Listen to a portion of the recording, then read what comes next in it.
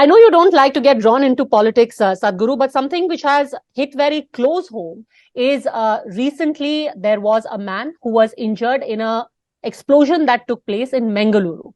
Now it turns out that this man Sharik, on his WhatsApp status, had a statue of Adiyogi. How do you read the fact that here's a man who was inspired by ISIS literature? He apparently self-radicalized. He had a handler.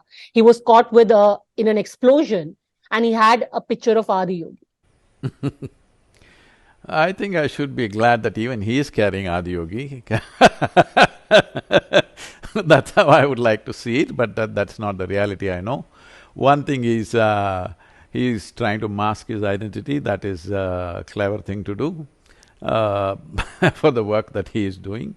But the important thing is that we need to understand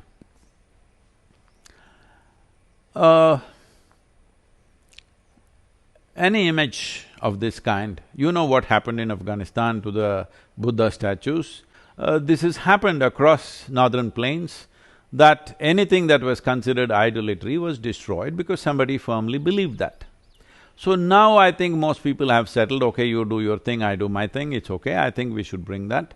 So there are still some radical elements going on like this. For them, the most terrible thing is that there is Adiyogi statue standing there, which hurts them in some way because they think we are worshipping. We are not worshipping, we are using it as an inspiration to go in a certain direction. But still, that is the belief. So this education needs to happen to all communities, that how you want to reach something beyond yourself. See, essentially, let's see it this way, whatever your religion is. I'm somebody who's never read any scripture of any culture. I've stayed away from that. Whatever it may be, essentially I believe all religions were created to help a human being in some way to transcend their limitations and find higher qualities within themselves.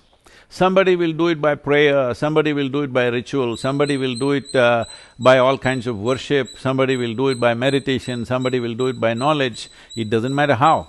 Essentially in yoga we say there are only 4 ways. You can use your body and do it, we call this karma yoga.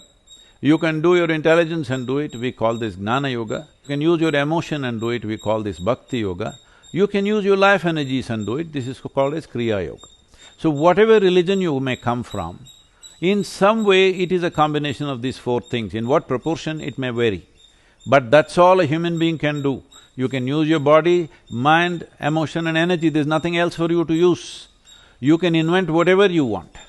So, this maturity needs to come, I think it's beginning to happen in the world, across the world, we're reaching billions of people every year. In spite of that, what I see is there is small fringes, margins of people who still firmly believe whatever is being told to them. So I think this needs to change. It is not anybody's business how an individual person is pursuing his own well-being. So about Adiyogi becoming so popular that even terror suspect carries Adiyogi, I think it makes me very happy. Do you fear though that he could have been thinking of targeting? That is always there, that is not new for us. I don't know, I have not counted, and on average in a year how many death threats come to me, they keep coming. But still I'm alive, so it's okay.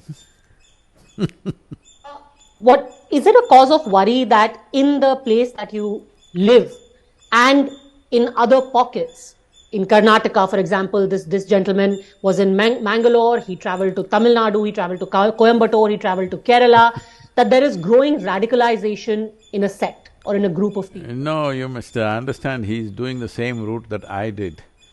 I was in Mysore, constantly traveled to Mangalore, then Mysore to Coimbatore.